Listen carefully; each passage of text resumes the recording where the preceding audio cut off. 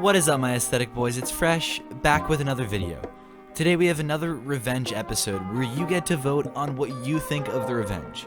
Is it petty? Is it pro? Is it even justified? So much for being above cheating, huh? So my Spanish teacher assigns a frankly ridiculous amount of work, most of it busy work. In the class, we all just have this unspoken pact where everyone just copies off everyone else because it's basically the only way to stay on top of all the work if you don't want to spend a stupid amount of time doing the homework. Basically, just let people copy your work and they'll return the favor. Simple. Not everyone participates in our class-wide cheating ring, though, which, hey, that's fine. I admire their work ethic. But there's this one girl, we'll call her SB for Smug Female Dog, who was in the class last semester and was particularly obnoxious and self-righteous about the whole thing. Now, I don't consider myself to be a bad student. In fact, I'd say I'm usually the opposite. But if someone wants to copy off me, I'll let them, because I know that if I'm having an off day or something, they're gonna have my back. Not SB though. SB is one of those people who just has the biggest stick up her ass and just loves being better than you. I once made the mistake of asking to copy her work only to receive a rant back about how I should just do the work myself and how it wasn't that hard and how also I should F off. For the record, she was right. The work wasn't that hard, it was just the sheer volume of it that was an issue, and she was just being annoying for no reason. She also ratted us out to the teacher, which it didn't stop us, but we did have to keep it on the down low for a while. Then SB missed an entire week of school because she had pink eye. First in one eye, and then just as that eye was starting to recover, she got it in the other eye. When she came back to school, she was way behind in Spanish, so she panicked. All of a sudden, she decided she wasn't really above cheating after all, and wanted in. Thing is though, when you put everyone down like that, everyone remembers, and nobody wanted to let her copy their work. None of us said a word about it to each other. Needless to say, once she was behind, it was really hard for her to get back on top of all the classwork, and we didn't have any sympathy for her because she was the one who had been talking so much trash about her potential safety net. This semester, she's no longer in our class, and everyone still copies off everyone to this day. I'm not condoning cheating in any way, but that doesn't mean I'm a snitch. Anyhow, what kind of revenge do you think this is? Petty or pro? In my 35 years of being in sales and sales management, that was by far the most interesting performance review I have ever witnessed. So I know this is long, but I assure you, it's a juicy one. That's what she said. I was working with a B2B sales company. We sold services to companies, basically. And this company had managed to hire the most incompetent, lazy, and jealous sales manager I have ever come across. We were a team of 5 salespeople and a sales manager. All 5 of us salespeople hated our sales manager for various reasons, but we did like her personally. I was the top salesperson on the team. I was sitting at 170% of my yearly objective and was well on my way to President's Club. This is largely because I was the only salesperson on the team with real sales experience, and the sales manager was too incompetent to train a team. So my VP came down for our yearly performance reviews and I was called in first. It was my VP and Mrs. B, short for Female Dog. I was expecting a positive performance review. Right off the bat, Mrs. B hits me with a, "Sting, you know our location hasn't been performing at objective for a number of reasons, and we suspect this is because salespeople are misrepresenting their daily work." I'm taken aback.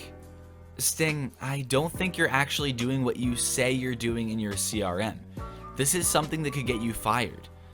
I looked at Mrs. B and I said, "Really?" She said, "Yeah," and I hit her back with a, "I'm shocked you decided to go this route." Mrs. B, with a confident smile, said, "We gotta do what it takes to get this location on objective." I said, "Alright, let's play a game. Mrs. B, pick a day. Any day in the CRM, and let me prove to you that I went to all my appointments and did all my stops as recorded." "Well, Sting, I'm not saying you never go in the field, I just think some days you stay at home and put in BS notes in the CRM. I said, "Mrs. B, pick a day. Any day. Pick a day you think I lied about my sales activities." So, Mrs. B picks a day. Now I'm smiling ear to ear, and I'm heated right now. I notice the VP is smiling at me and his head is slanted to one side. I suspected he knew Mrs. B was about to get absolutely owned, and he was right. So she gives me the day and I turn to the VP. Mr. VP, are you aware of how Android phones work? VP responds, enlighten me. I said, by default, Android has location services turned on, and in fact, Google will track where you went and when. Naturally, I carry my phone everywhere, so let's compare what Google says I did and match that to what my CRM says. So I pull up my Google location services for that day, and surprise, surprise, it's a match. Mrs. B is obviously very concerned at this point. I said, I'm actually quite enjoying this performance review. Let's pick another day, Mrs. B, shall we? Mrs. B fires back, we don't need to do that. I turned to the VP and said, Mr. VP, would you mind picking a day? He says, sure, what about that day? He pulls up my CRM, I pull my location services for that day. Guess what? It's a match. I then get ready to pull out the big guns. Mr. VP, do you remember company XYZ with a contract value of excess of 1 million that we lost recently? Yes, Sting, I remember. Apparently our competitor won them over on price. We can't win them all. Mr. VP, here's an email from their vice president basically stating they've decided not to go with us from our failure to provide 3 samples for them to decide on which product worked best. Sting, can you forward that to me?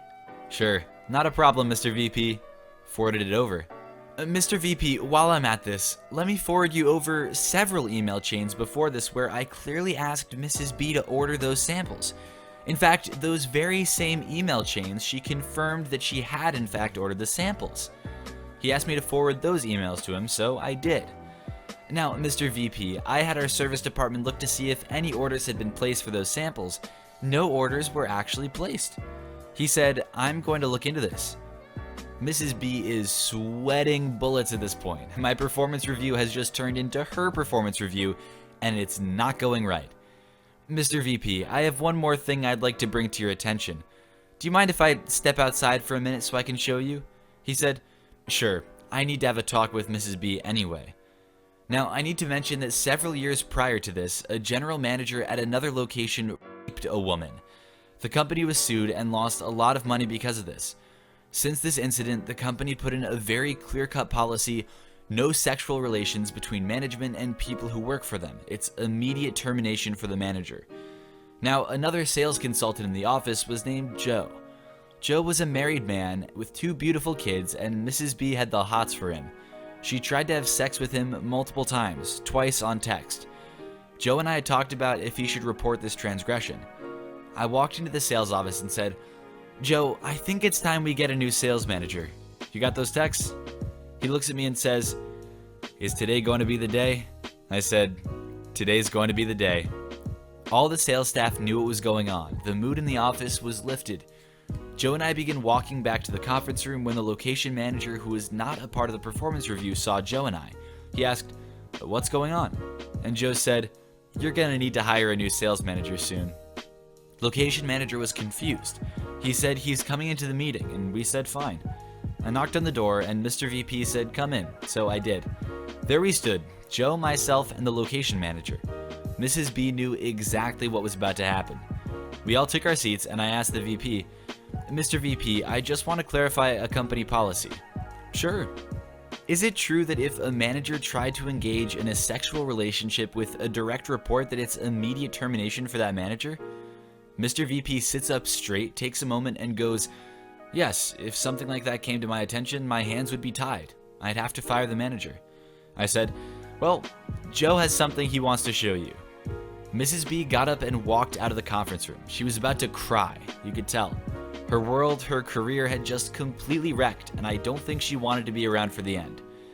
Joe went on to tell the VP how he's a happily married man with 2 beautiful kids, and Mrs. B kept hitting on him. In fact, she had sent him numerous sexual texts, and on 2 occasions openly invited him to come over to have sex with her, once in the office and once at his home, even after he made it clear he wasn't going to sleep with her. Mr. VP asked to see the texts, and Joe provided them. The VP asked him to screenshot those and email those over, and Joe said he would. Then the VP said, I'm gonna need both of you to go back to the sales office. The location manager and I have some talking to do. We walked back into the sales office. I noticed the sales manager office had looked cleaned out. Apparently, Mrs. B was bawling. She was a wreck and crying, and she was going home. Joe laughed and said, "Yeah, she won't be coming back." It was about 20 to 25 minutes when the VP came into the sales office and asked me to come to the conference room again, so I did. I sat down and the VP said, "Well, I'd like to inform you that Mrs. B has been terminated, effective immediately. With this being said, after your performance review and looking over your numbers, you are our top sales rep in this location and deserve nothing short of stellar remarks on your review, and you'll be getting that." I said, "Thank you, I do have one question." He said, "Sure, anything. How do I apply for the new sales manager job that just opened up?" Mr. VP laughed and said, "You sure do like to strike while the iron's hot, don't you?" I said, "I do." He said he'd let the location manager know and I'd be able to put in my application. I thanked him and he said, "No, thank you. In my 35 years of being in sales and sales management, that was by far the most interesting performance review I have ever witnessed." I didn't end up getting promoted and I ended up quitting shortly after this. I ended up quitting shortly after this because they decided to not promote me and instead hired a guy with no sales experience to be our sales manager, and this rubbed me the wrong way. Also, our service department sucked and couldn't deliver on what I was selling, and another company offered me more money. A little r/that happened? Possibly. Prorevenge? Almost certainly. Entertaining? I'd say so. I spammed a telemarketer back. A few years ago, I was getting calls from a telemarketer for a home security system, despite living in an apartment. 2 to 3 times a month sometimes, always from a fake number. Their take me off your list option didn't work, the whole deal. Finally, I'd had enough. The last time I got their call, I decided I had time to spend ending this. I selected the options to get to a human and talked for 10 minutes about a home security system. I asked reasonable questions. Every answer I gave them put me in their target demographic. I was eagerly interested. When it was almost credit card time, I suddenly remembered an appointment and had to leave. I said, "Can I call you back afterwards? I think this is a great deal. And do you get paid on commission? Can I ask for you?" And that sold it. I got his name, which I didn't care about, and their direct line. I then proceeded to call them 20 times in a row, I counted, saying, "My phone number is this. Stop calling me," and hanging up. Over and over and over. Then, the last time, I said, "My phone number is this. Stop calling me. Now you say something." Oh, I got to the manager so quick. I made sure they took all my numbers out of their system, and they haven't called me since. Well, it ain't crazy if it works. The only question left, was it petty? My sexist teacher who humiliated and insulted her students gets what she deserves.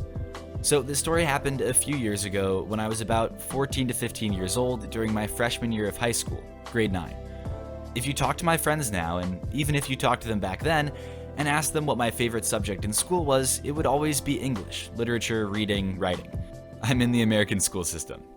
Anyways, I met my horrible teacher on my first day of high school, which we'll call Miss Z. Miss Z seemed like a nice, caring, and normal teacher. How wrong I was. She would give us projects sometimes, as English teachers do, and would give us specific instructions. She even called herself the Queen of Directions. My classmates and I thought it was simple enough to follow them, and we did. We even double-checked our project twice. However, when it was time to turn it in, Mrs. Z started screaming at us about not following the directions, even though we had followed the directions exactly. We didn't think much of it and just fixed whatever little reason that she called us out on, which happened to not be writing the character analysis, although it was literally right under where she was looking. We wrote another one and went on our way. This seemed to happen at every single project that we did in her class. The next incident was her refusing to let us say, "Hey guys," in the classroom, because apparently it doesn't include girls. So we had to say, "Hey y'all," or "Hey guys and girls," which was really annoying.